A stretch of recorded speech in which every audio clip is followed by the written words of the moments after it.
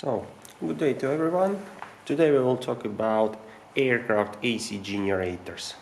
So, as you probably know, modern aircraft AC generators, at least most of them, are of brushless construction. Brushless means they has no brushes and has no slip rings. However, small AC generators are still brushed construction. Yeah, it means that they have brushes and the slip rings, so they will wear out, but the benefit is that the construction is much more simpler, so the weight is lower and the cost also is lower. So AC generators of brushed construction can be divided in two groups. At first we have with rotating armature. So the armature winding is put into the rotor. And secondary, we have with the rotating field. So the field winding is in rotor. Small AC generators typically are with rotating armature winding. So exactly this generator is with rotating armature winding inside in the rotor. So this generator is a three-phase generator. So it's quite small. Yeah. It's only 7.5 kilovolt amperes. Yeah, so its power is only 7.5 kilovolt amperes. Generally, it has a drive plane which is attached to the engine accessory gearbox or to the propeller accessory gearbox. The mounting flange, which also is here. Yeah. Further, all windings are inside in the generator, and these are located here. And brushes and slip rings are located in this part. Here we have a terminal box in order to be able to connect wires. So let's take the construction of a rotating armature AC generator, three-phase generator, in more details. So what we have here. First of all, each generator consists of stator, which is immovable, and rotor, which can move, which will rotate. Yeah? In this case, in our case, we have field winding mounted on the pole shoes. This is the pole shoe, and it is mounted on the stator. Armature winding is located in the rotor, and its pieces are put inside in the grooves of the rotor. Yeah, so the pieces of the parts of the windings are in the grooves. So let's take a little bit closer look. So look, here, as you can see, most probably, yeah, here the winding is cut out, yeah, so you may see a lot of cutted wires. And here is the back of this winding. So the winding is wound like this. Yeah. If we will take a closer look inside in the generator, if it will be possible, then, so I need some focus, yeah. And if I will take some light, then you will see that pole shoes is not infinite, yeah. It starts from here, and here is the end of the pole shoe, yeah. And this is the next pole shoe. And here is the end of the next pole shoe, and so on. In such way, we got a lot of pole shoes. Pole shoes are attached to the stator by means of screws. So these screws can be seen from here, and these are cut out. And also we can see these screws from the back of the generator. Yeah. Oh, here these are. Yeah. So if you will unscrew these screws, then pull shoes will go into the generator, they will drop inside, and you will have a lot of problems. So it's not a good idea to unscrew these screws at all. So again, fuel winding is here. Armature winding is in rotor. Here is the cutaway view of the rotor. Yeah. So typically rotor looks like this. So pieces of the armature windings are in these slots. The rotor by itself is made of iron because this is the magnetic conductor. Yeah. And this iron can be seen from here. However, windings are made of copper. Yeah. So here is the cutted windings of the armature. Copper should to be insulated from the iron because both are electrical conductive materials. To make this insulation, we have to put some insulating material inside in the slots. Here we can't see this insulating material, but one piece of the material can be seen from here. Yeah? And another one is left here.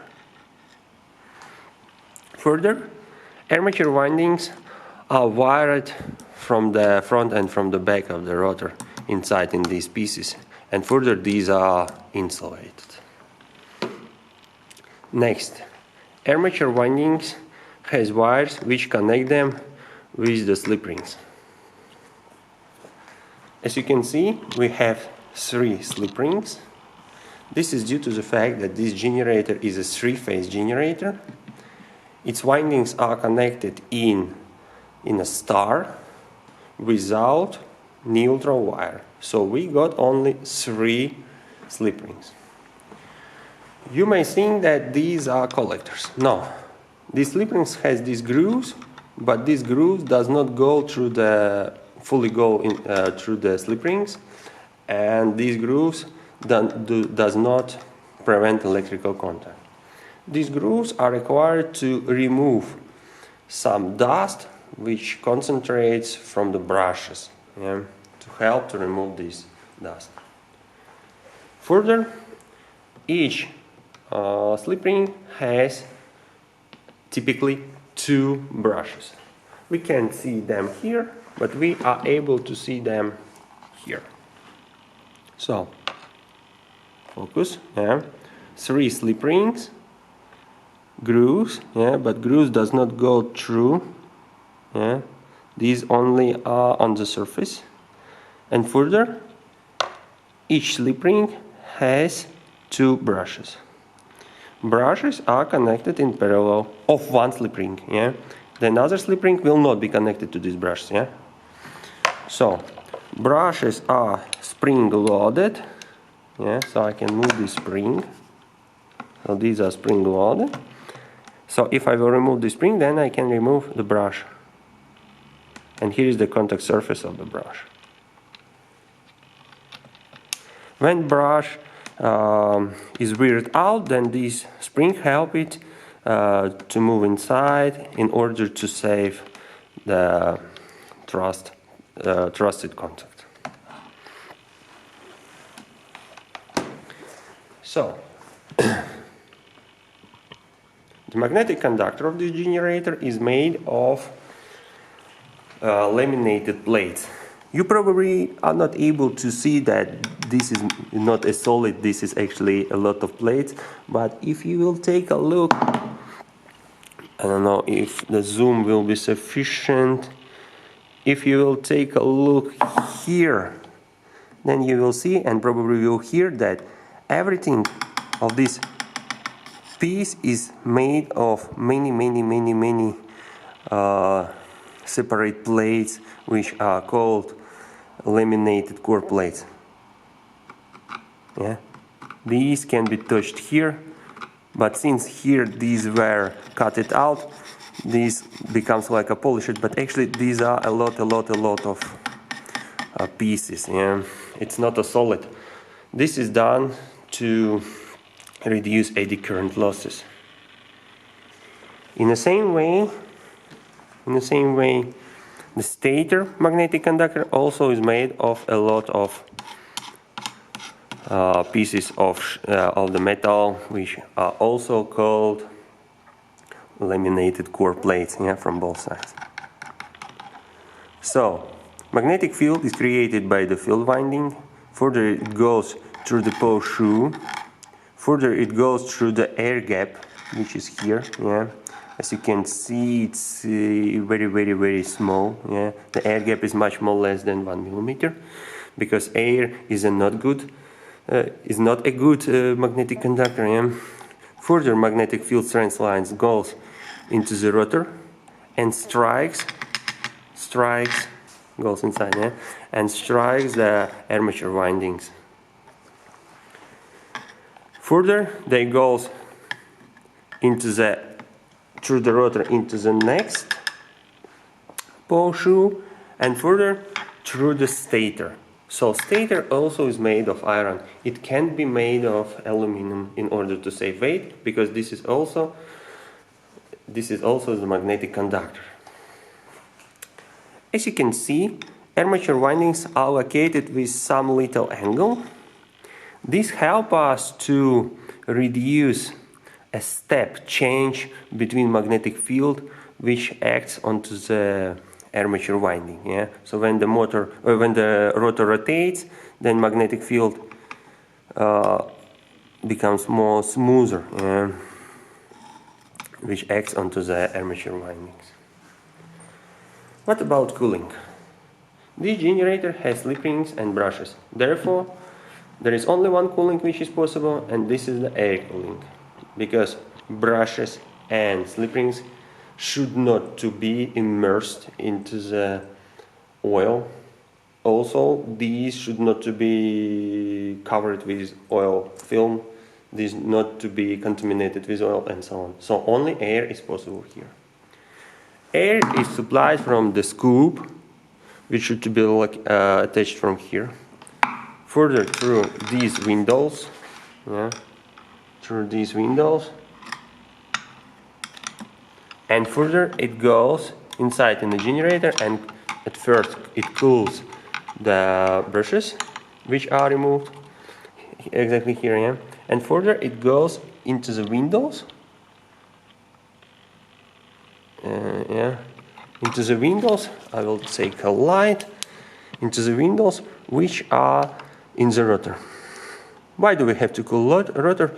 This is due to the fact that armature winding is in the rotor, so the load current flows through the armature winding, so the load current is much more greater than field current, and therefore we have to cool rotor instead of stator at first. Yeah? And finally, air escape from the back of these windows, yeah, from the back, so these windows also can be seen from here, and further it is left here, and it leaves the generator from these windows, so from the drive side. Since we have air cooling, then we have to use fully sealed ball bearings. So if you will take a look a little bit closer, then you will see that ball bearings has no openings. These are sealed from both sides, and both bearings are sealed. Yeah? This one also is sealed. It means that we do not have to lubricate these ball bearings, because it contains sufficient amount of grease for all its time of operation. However, this time of operation is really small. Yeah? Typically, life of such ball bearings is approximately up to 1,000 flight hours only. Yeah? After that, we have to remove the generator, and in a workshop we have to replace these ball bearings. Otherwise, we can't lubricate them. So, and here is the wall generator. Yeah.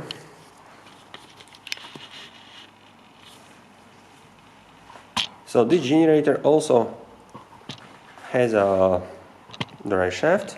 Yeah. However, this drive shaft is not attached from this side. The drive shaft is attached from the back of the generator. If you will take a look here, then you will see that from the back, maybe you will see that from the back we have this small hole, this small hole, and this small hole is used to attach the drive shaft, which goes through the hollow shaft. It is hollow. If I will put light from the back, you will see this light from here. This is done in order to make this drive shaft flexible. So this actually is a torsion shaft. If I will move it by hand, you will see that it is a little bit flexible. So when high overloads applies onto the drive shaft, it is able to twist a little bit, so the overloads are compensated. So now let's take a look what we have in a terminal box. At first I have to remove the cover.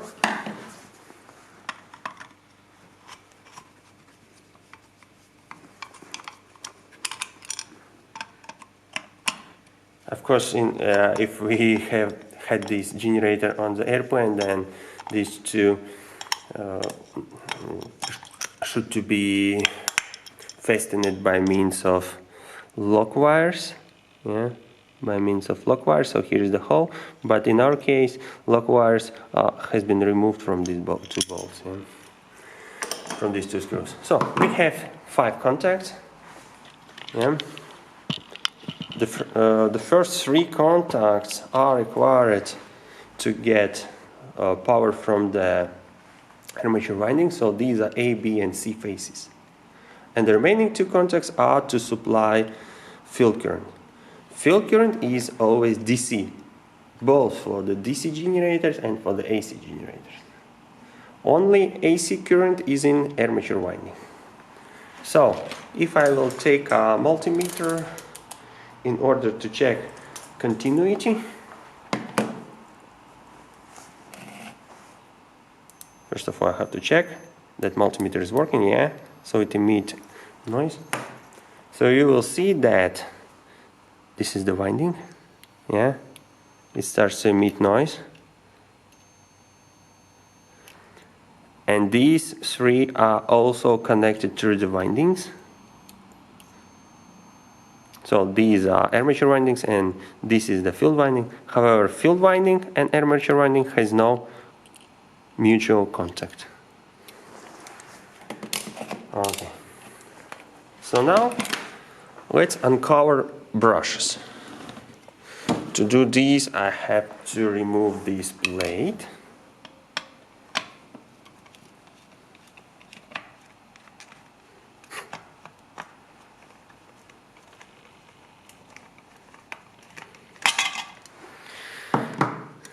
So here is the one cover, and here is the another cover. So if you will take a look inside, then you will probably see that we have here not only brushes, but also these brushes are slightly contaminated with oil. Actually, we are not able to see oil, but we are able to see a lot of dust. But dust attached onto the oil.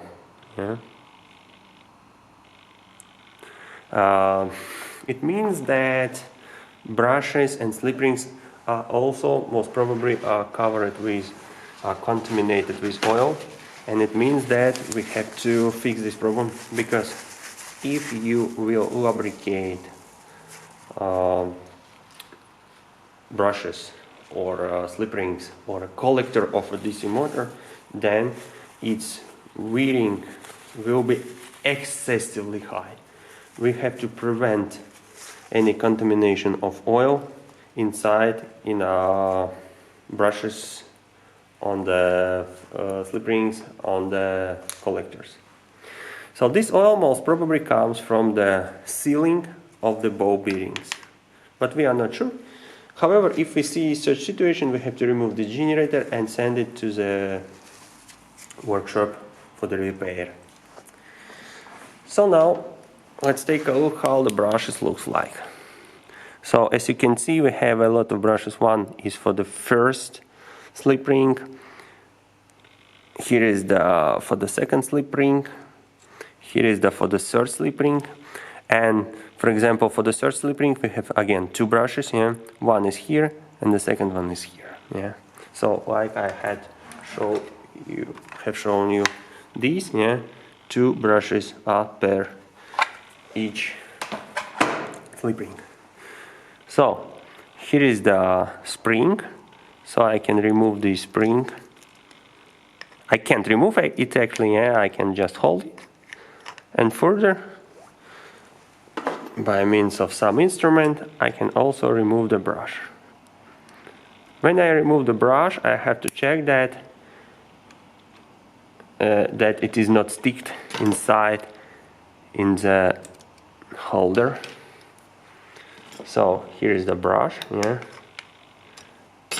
as you can see, here is the brush, and here is the contact surface. Here is the contact surface, so it is fully glossy, fully polished, so it is in a good condition, but slightly contaminated with oil, because this generator is not new. So okay, I can put brush back into its holder.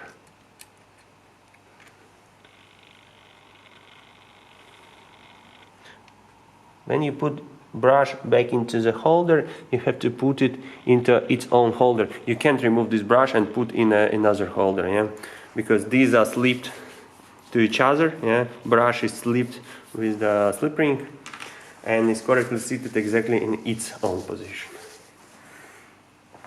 So where else? What we can see here, we can also take a look onto the slip rings.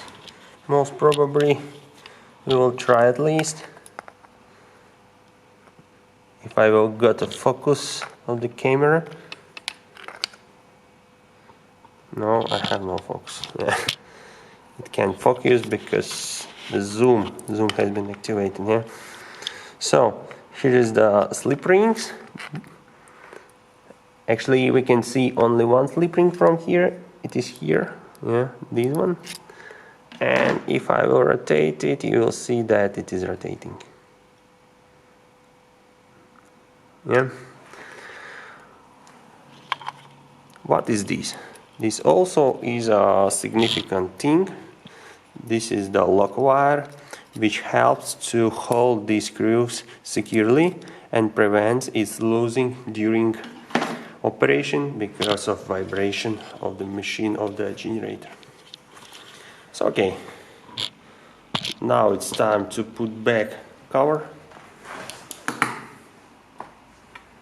As you can see, we can also see that this cover is slightly damaged. Yeah, so this also should to be fixed during repair process. And here is the contamination of the oil. Yeah. So this is not good.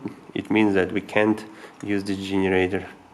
We have to make its repair. So one cover is from here and the remaining is from the back, and these are attached to each other by means of this screw.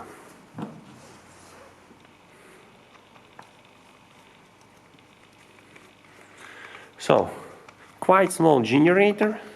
Its power is only 7.5 kilovolt amperes, and its weight is approximately 15 kilograms.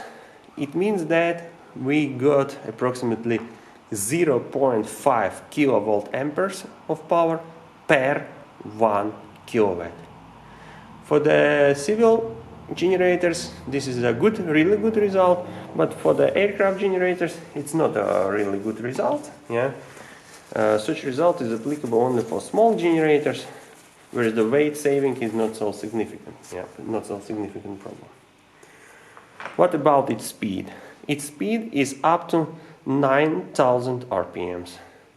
We can't rotate it faster because its ball bearings cannot be cooled. Its ball bearings are cooled by the airflow, yeah, but they has no any heat sinks. So the only one heat sink is this part of the generator, so it's not sufficient.